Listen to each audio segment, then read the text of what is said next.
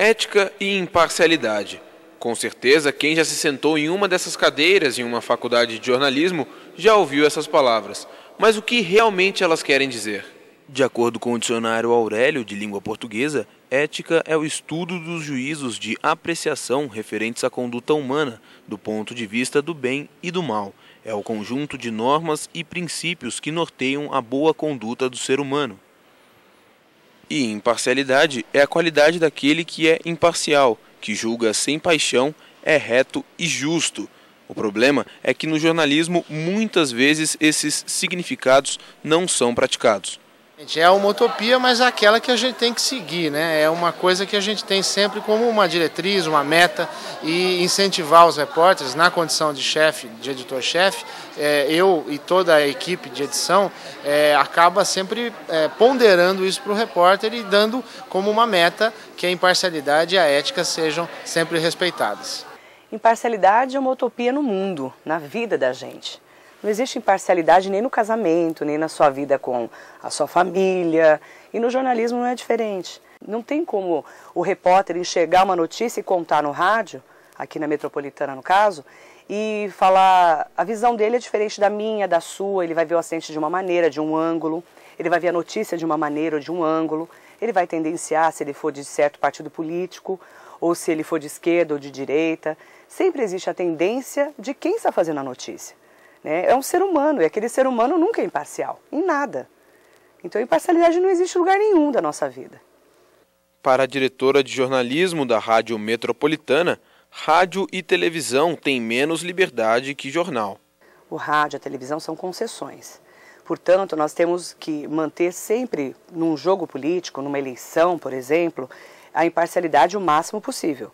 Todos os candidatos têm que ter o mesmo tempo de rádio, o mesmo tempo de entrevista, num debate o mesmo tempo, tanto é que a gente cronometra tudo. No jornal impresso é diferente, né? O jornal impresso ele tem dono, tem proprietário e, portanto, ele pode tendenciar. Folha de São Paulo pode fazer campanha para um, Estadão para outro, Mogi News ou não, ele pode fazer para quem ele quiser.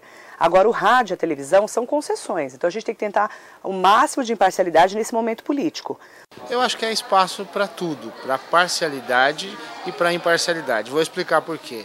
Para parcialidade, nós temos a página de opinião, que é a opinião do jornal, né? Então não tem como não ser parcial. Agora, no noticiário, por mais imparcial que você tente ser, e é bom que tente ao máximo, sempre passa alguma coisa, mas a diretriz tem que ser, no noticiário, o tratamento da notícia como ela é.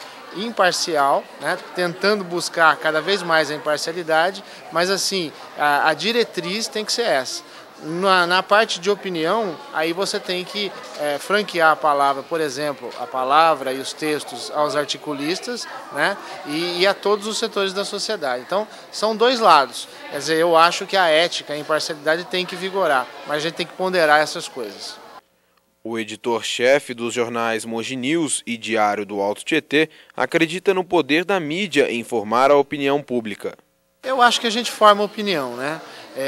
Um jornal, né, pelo perfil de ser um jornal assinado, né, com assinantes e com leitores em banca, é um perfil mais de classe média, né? E isso dá a formação da opinião, né? Por exemplo, numa rádio você tem já uma penetração massificada em classes sociais mais baixas. Então, assim, que forma a opinião, tanto um quanto o outro formam, assim como a internet, né? As coisas realmente acabam efervescendo e a gente consegue, muitas vezes, mudar o rumo de algumas coisas. É isso que a gente está tentando hoje no que diz respeito ao lixão da Queiroz Galvão. E está difícil, mas assim, nós vamos até o fim tentando dizer que isso vai ser ruim para Mogi das Cruzes. Vocês já viram que os profissionais de jornalismo da nossa região não acreditam na imparcialidade. Mas os alunos de jornalismo, o que pensam sobre o assunto? No jornal, assim, pela mídia que a gente acompanha, não. Imparcialidade, assim, ela é uma coisa assim, meio que obscura, né? Porque ninguém mostra realmente a cara. Então, todo mundo não tem imparcialidade, mas fica meio que escondido, então você não sabe para onde seguir, o que pensar, né? E acho que a faculdade podia abordar isso de uma forma assim mais aberta, sem nada a esconder, sabe? Então, acho que se fosse, por exemplo, nos moldes europeus, seria muito mais fácil para o consumidor da informação entender para qual lado seguir, o que buscar, né, do que se alimentar, do que aqui no Brasil, que segue os moldes americanos, de que é imparcial, mas na verdade não é. O jornalismo teria que ser imparcial, mas a gente sabe que hoje não é assim. Então eu penso que se o jornalismo, se as empresas não fossem imparciais e mostrassem o lado para qual elas tendem, acho que seria mais sincero com o leitor, com o consumidor de informação. Ainda acredito que os professores mesmos querem acreditar que os veículos de informação têm que ser imparciais e eles querem acreditar ainda que isso exista, mas eu penso que não. E que isso não é muito bem abordado justamente por existir um tabu de não querer falar da própria profissão ou do veículo mesmo de comunicação em que eles trabalham. Olha, a imparcialidade na mídia brasileira, ela não existe. Deveria existir. Acho que a imparcialidade é um dos pilares da ética no jornalismo. Né? A mídia, nós já tivemos no Brasil, por exemplo, presidentes eleitos, né, graças à mídia, ao trabalho da mídia, de exibição do candidato, né? O Fernando Collor de Mello é um exemplo disso.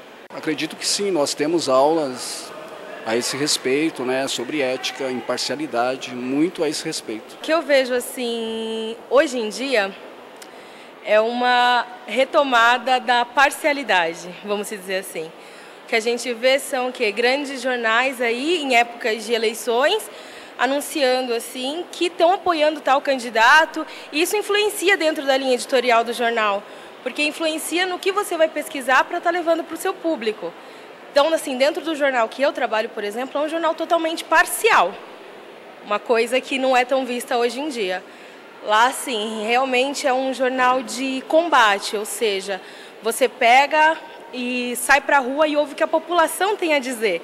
E não o que é interessante para essa ou aquela parte, entendeu? Que nesse caso seria empresários, seria o próprio poder executivo e o poder legislativo, que também influencia muito.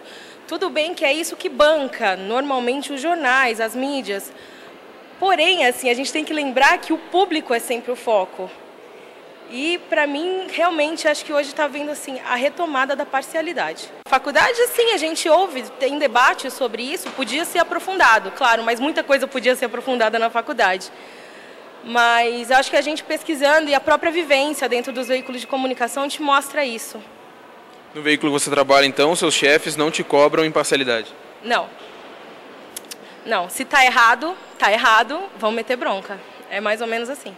Eu acho que ela é totalmente parcial, cada veículo veicula o que te convém, ao que convém aos interesses próprios do veículo, dos donos do veículo. A imprensa no Brasil é totalmente parcial. Eu acho que é pouco abordado, pouquíssimo abordado. A gente vê mais ou menos no final do curso sobre ética, acho que deveria vir desde o primeiro semestre. As matérias deveriam ser melhor colocadas durante os semestres.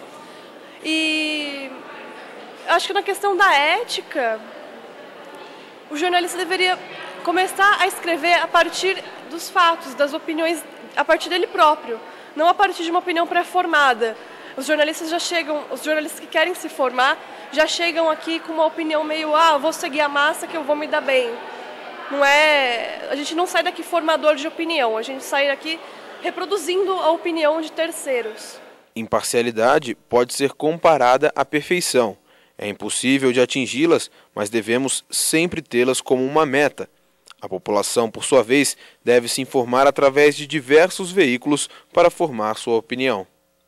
O jornalismo é imprescindível na vida das pessoas, né? Todo tipo de jornalismo. A internet veio para provar mais uma vez essa revolução da informação na vida da gente. A informação é democrática, está aí para todo mundo ver, principalmente análises diversas. Nunca fique só numa informação e só num veículo de comunicação. Leia vários veículos, ouça várias rádios, assista várias televisões, veja vários jornais, telejornais todos os dias. Você tem que saber complementar e a internet está aí para isso.